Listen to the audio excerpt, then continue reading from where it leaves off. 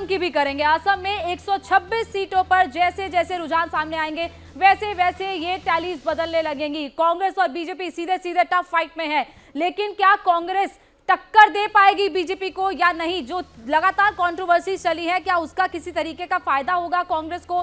गौरव गोगोई पर कई एलिगेशंस लगे, हिमंता बिस्व शर्मा पर, उनकी पत्नी पर कई एलिगेशंस लगे, अलग अलग तरीके के बयान सामने आए, लेकिन क्या वो सीधे सीधे डैमेज पहुंचा पाएंगे इनमें से किसी भी पार्टी को?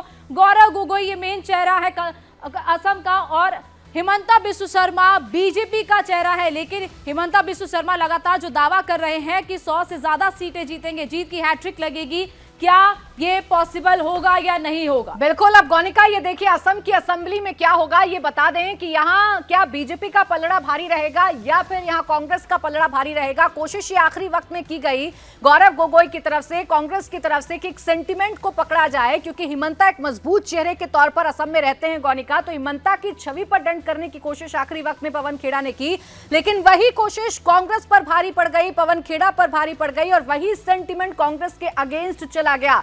क्या वो वोटिंग में दिखता है, क्या वोटिंग में उसका असर दिखता है, ये देखना गौनिका दिलचस्प होगा कि हिमंता अपने चेहरे पर कितना पुल कर पाते हैं और बीजेपी जीत की हैट्रिक अगर लगाती है तो कितने नंबर्स से लगाएगी गौनिका। तो केरलम की भी बात करेंगे। असम की 126 सीटों पर जैसे जैसे रुझान सामने आएंगे वैसे वैसे आंकड़े बदलेंगे। केरलम किसका नमस्कारम करेगा? क्या इस बार एलडीएफ को ही जिताएगा, पिनरई विजयन ही क्या फिर से सीएम बनेंगे, या फिर इस बार यूडीएफ कुछ कमाल करने वाला है? बीजेपी वहां पर लगातार कोशिश तो कर रही है, लेकिन क्या वो कोशिशें कामयाब हो पाएंगी?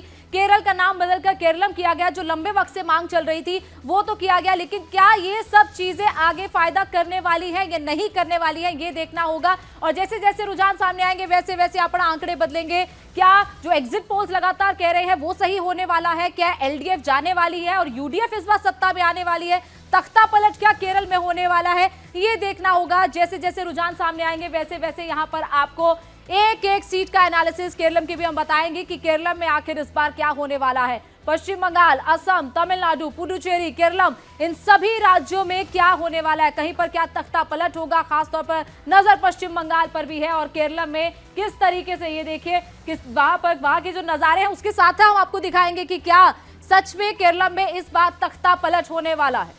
अब देखिए केरलम के साथ साथ आइए तमिलनाडु की भी बात कर लेते हैं, क्योंकि इस बार तमिलनाडु का चुनाव दिलचस्प हो गया एक नए चेहरे के एंट्री के साथ। अब यहां सवाल यही है कि स्टालिन क्या एक बार फिर से सत्ता में रिपीट कर इतिहास गढ़ेंगे या एआईएडीएमके जो है वो डीएमके को रोकने में कामयाब हो पाएगी? एनडीए का गठबंधन है, बीजेपी इसी में शामिल है, तो क्या यहां पर बीजेपी को कुछ उम्मीदें हैं, क्या वो पूरी हो पाएंगी? और सबसे दिलचस्प होगा टीवीके को देखना, एक्टर विजय की पार्टी को देखना। ये इस बार सबसे बड़े फैक्टर माने जा रहे हैं। ये माना जा रहा है कि एंटी इनकम्बेंसी का जो नुकसान डीएमके को हो रहा था उसका फायदा एआईएडीएमके को ना जाकर टीवीके को जा सकता है, और अगर टीवीके की सीट बढ़ेंगी तो देखना ये दिलचस्प होगा कि किसके कॉस्ट पर बढ़ती हैं। क्या ये डीएमके को नुकसान पहुंचाएंगे या एआईएडीएमके को नुकसान पहुंचाएंगे? कितने बड़े फैक्टर एक्टर विजय साबित होंगे? क्रिश्चियन वोट को खींचने में कितना कामयाब हो पाएंगे एक्टर विजय? ये देखना दिलचस्प होगा। तो यही देखना दिलचस्प होगा कि स्टालिन क्या सत्ता में रिपीट करके इतिहास रचने वाले हैं। और ये देखिए तमिलनाडु की विधानसभा भी हम आपको दिखा रहे हैं, कौन किस तरफ बैठेगा और कितनी बड़ी संख्या में कौन किधर बैठेगा, ये देखना दिलचस्प है। डीएमके के पास ज्यादा विधायकों की संख्या होगी या एआईएडीएमके के पास ज्यादा विधायकों की संख्या होगी? टीवीके का क्या होगा और अदर्स के खाते में कितना जाएगा? 234 विधानसभा सीटें हैं तमिलनाडु में, और इन 234 विधानसभा सीटों में से कौन मैजिकल फिगर के पास पहुंचेगा, इस पर आज पूरे दिन हमारी नजर बनी रहेगी। कि जैसे आप बात कर रही थी स्टालिन की, स्टालिन क्या बड़ा चेहरा बन के उभरेंगे? क्योंकि एआईएडीएमके के पास कोई ऐसा चेहरा नहीं है। पलानीस्वामी है, लेकिन पलानीस्वामी इतना बड़ा चेहरा भी नहीं है कि वो इतना बड़ा इंपैक्ट कर पाए। और टीवीके के विजय जिस तरीके से जेनजी और मिलेनियंस का वोट हासिल कर रहे हैं, क्या वो किंग मेकर होंगे? क्या पोस्ट रिजल्ट अलायंस होगा? ये सारी नजरों पर, सारी चीजों पर नजर रहेगी कि आखिर तमिलनाडु में भी क्या होने वाला है।